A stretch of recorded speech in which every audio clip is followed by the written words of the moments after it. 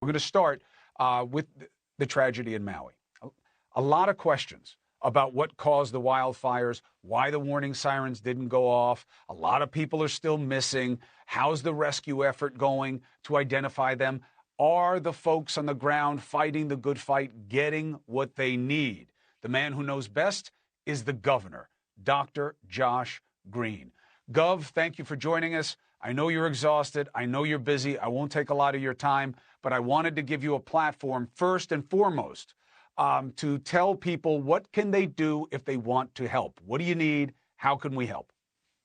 Thank you, Chris. People can send resources to the Hawaii Community Foundation or the American Red Cross. That's the best way to do it. Sending resources now in the form of donations will make all the difference, because those of our people who have lost everything, their house or a friend or family member, they'll benefit from that resource. And we will constantly reach out to the global community that loves Hawaii, which is everyone, to help. We do have quite a lot of water and food and blankets and clothing right now, but there are over 2,500 structures that were destroyed. And you can imagine we have a huge FEMA presence helping us rebuild, but that's going to take time. Right now, we want to help them financially. There is a suggestion that the federal government has fallen short. Do you agree with that assessment? What do you want people to know? What has been done to make sure you're getting what you need? Well, that's absolutely not true. Incredible support from the federal government. Within 6 hours and 10 minutes, the president approved my major disaster declaration. It was incredible. You know, from your work with family and others, that usually it takes at least 2 or 3 days. This one took 6 hours. I mean, the president's been on with me constantly. He has deployed the top officials at FEMA and the Small Business Association and the firefighters. I mean, everyone's here. Remember, we're the most isolated landmass in the world, so it takes a couple days to get here. The support's incredible. We have 494 FEMA people, 195 search and rescue, 41 rescue dogs in a pretty small area of Lahaina. So we have incredible resources, not to mention hundreds from Red Cross. But the thing that they need to know everything. So let me share a lot, okay? 45% of the search area is done. Today is day 9. It was hot for a while, and there are toxins down there. I've been 3 times.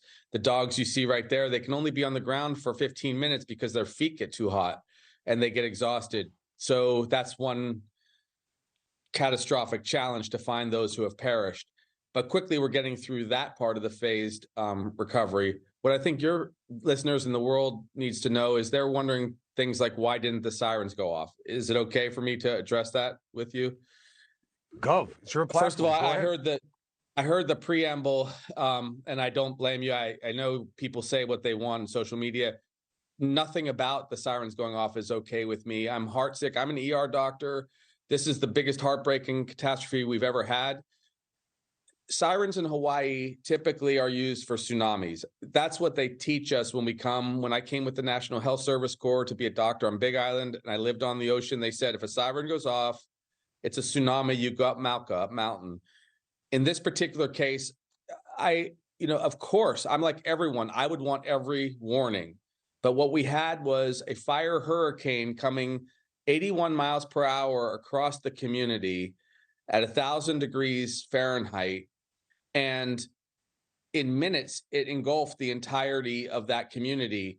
If we had run the sirens according to the team that was supposed to make that decision, it is just as likely, I'm not saying we shouldn't have done it, but it is just as likely people would have come out of their houses and gone up the mountain right into the fire. Now, this is a question for all of humanity now.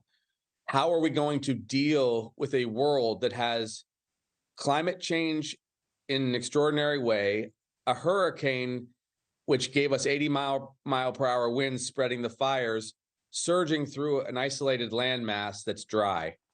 That's the question, although everything has to be done to warn people. But I didn't want anyone to come away with the idea that any of us are okay with that. It's just not typically what those sirens are used for. Hey, thank you for watching. Please go to newsnationnow.com, newsnationnow.com, and you can find News Nation on your television provider. And don't forget to click the red subscribe button down below. Then you will get more of News Nation's fact-driven coverage.